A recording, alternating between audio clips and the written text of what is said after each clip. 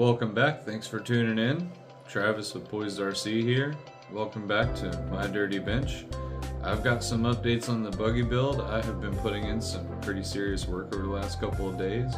I'm not going to be able to make much progress after this until I get a cage and parts start rolling in. But I have mocked some things up and got some goodies in here, and I'm excited to show them to you.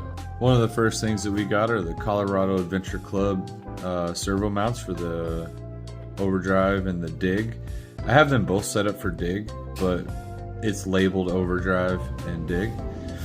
I did have to modify this one. Well, I choose to modify this one to get the servo down lower, and I'll show you what I did for that here. So what I do is I cut it off right here so I can use the hole on the top hole of the servo ear. This drops it down dramatically because it's set up for a center mount using the gap. It's a center mounted hole, so you can only get the servo down so far, but if you cut this end of it off, you can then drop the servo down to use that hole on your top ear over here. And then to support the other side of it, I just make a bracket that bolts into the skid, and that lines up with the other hole on the servo ear. And I actually use part of the 3D printed mount as a nut for the backer. Works really nice. Just things you already got. This was just some thin scrap metal that I had laying around. I just made that real quick. And this, as you can see, gets the servo both servos super duper low, allowing more room for the driver and interior. Here you can see the other servo mount installed, you know, as described. Still got one more bolt to put in it, but we're still in the mock-up phase. Next thing I did was I lightened up the aluminum VFD motor plate, shaved off the top end of it, shaved off the sides,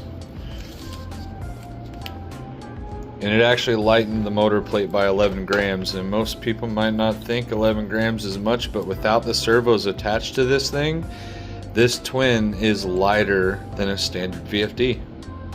Pretty cool. Also, as you can see, we got mock-up links. Our uppers aren't installed because I just used this piece of tube going from the drive shaft to the output, so my pinion angle is straight, and that gives me the proper caster in the front. And I just measured from eyelet to eyelet, and I got all the links measured out and ordered from Hardcore RC. And when those get here, it's going to be really exciting. I have everything set to 13-inch wheelbase, 13 flat. That should be really good for a 1.9 Unlimited build, and I'm really excited about that. Another project that I got done that I'm super duper super thrilled about is the servo and axle steering linkage setup. I was able to use a non-offset servo horn. I had a couple of links that were, you know, close enough.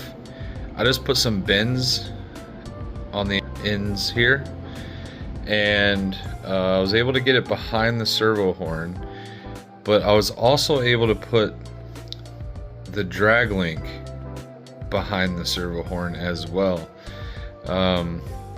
As it steers, it moves out of its own way, you know, because this is coming up as it's traveling, so it's going to want to hit this, but everything's so far back that it gets out of its own way before that becomes a problem. And even in this direction as well, it's close. But what I had to do, it's kind of hard to see, but I had to clearance the top of the rod end and shave down the bolt head just a little bit. Let me pause this here real quick. I also had to shave down the ball end, both sides of it, just making it skinny as I could while still allowing that ball, that pivot, to still move just a little bit. It's kind of hard to tell, but it just barely clears itself. But I do get full steering in both directions. and all the clearance in the world. Now the reason I went servo on axle over behind the axle is for this reason right here. I wanted to keep the links as short as I could in front, but also still be able to, and this is just for example, this is not the motor I'm going to be using, is because the motor is going to sit kind of like that, and it's going to have a scale engine cover over top of it. That way I get the 10 scale points for the realistic engine cover in case thing. The rear stuck with servo and axle just for consistency, same thing on both sides. I did that same mount in the rear, so the departure and approach angles are absolutely crazy because everything is behind the diff. Nothing is in front of the differential, both front and rear. I am so stoked about this setup, I can't even begin to describe it.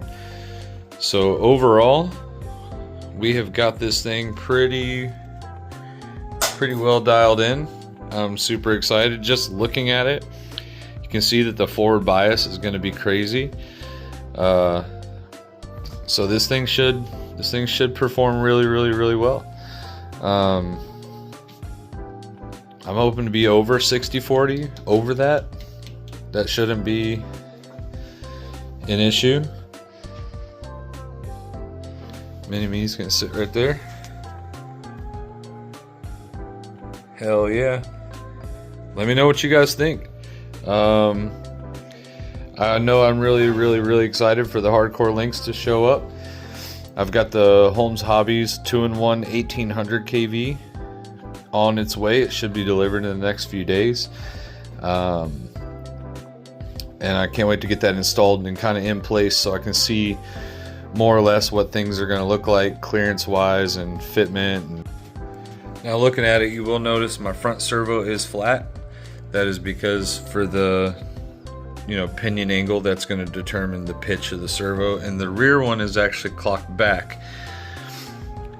I wanted to reduce the rear caster without eliminating it, because with the portals, see, I'm a straight axle guy, and what I've noticed with the portals is that portal box is beyond, if it's straight up and down or even the bottom of it kicked forward, the trucks just want to flip over constantly. And that weird leverage thing that portals have, I can't stand it, but a way to combat that is to leave some of that caster in it, and that's why this is tilted back, because I have most of the caster taken out, but not all of it. It is still rocked back a couple of degrees, so this thing should still perform just fine. All in all, really happy with how this thing is turning out. If you have any questions about the build or my process or why I did this or why I did that, be sure to drop that in the comments below. Also, I've never said this before, make sure to like, share, and subscribe. If you want to hit that notification bell, I have been posting a lot more recently, so you'll get notified of that when I do. So keep an eye out for those updates, and we'll see you next time here on My Dirty Bench. Stay poised, everybody.